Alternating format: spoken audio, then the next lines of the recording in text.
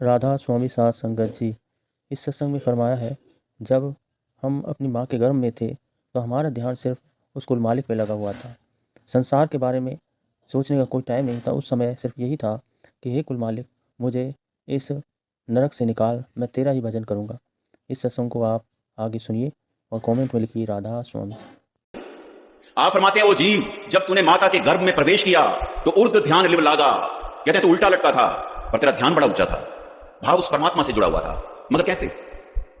जैसे हमारे सामने कोई बंदा आकर खड़ा हो जाए, अगर हम उसका सिर देखेंगे पैर नजर नहीं आएंगे, पैर देखेंगे सिर नजर नहीं आएगा।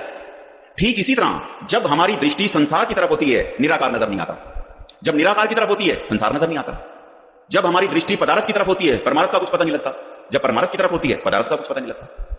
तो बंदे की पहचान है कि दृष्टि कितनी ऊंची चली गई, विचार कितने ऊंचे हो गए। आसमान को देखना हो नीचे थोड़ी ना देखना होगा, दृष्टि तो ऊंची करनी पड़ेगी। और परमात्मा तो बहुत ऊंचा है। पंचम पाशाह ने कहा अत ऊंचा का दरबारा, अगर उसे विचारना है, उसे समझना है, उसे देखना है, दृष्टि तो ऊंची करनी पड़ेगी, विचार तो ऊंचे करने पड़ेंगे। फिर कहते हैं मृतक पिंड पद मद नाम। कहते हैं आज हम किन किन चीजों का अहंकार किए बैठे हैं। कहते हैं जब माता के गर्भ में उल्टे लटके थे उस वक्त तो तुझे कहते हैं इस रंग रूप आकार का भी कोई अहंकार नहीं था। क्यों? कहते हैं अहनिस एक अज्ञान सो नागा, क्योंकि दिन रात उस परमात्मा की बंदगी में थे, उसकी याद में खड़े थे, इसलिए उस वक्त कोई अज्ञान वाला नागा होता ही नहीं था, कोई छुट्टी होती ही नहीं थी। पुराने की केवल एक दिन सत्संग पे जाएंगे, आगे पीछे जाने की क्या जरूरत है। अब तो भजन बंदगी की भी नागा है। और जबकि उस वक्त गुरु नानक देव जी ने फरमाया ऊर्ध तप अंतर करे वणजारिया मित्रा खसम सेती अरदास। कहते हैं उस वक्त उल्टा लटका परमात्मा की बंदगी करता था और दिन रात एक ही अरदास करता था कि हे मालिक तू मुझे जैसे तैसे बस यहां से बाहर निकाल, मैं तुझे कभी नहीं भूलूंगा, ये तेरा मेरा वायदा है। और ये रोज की अरदास थी, हर वक्त की अरदास थी।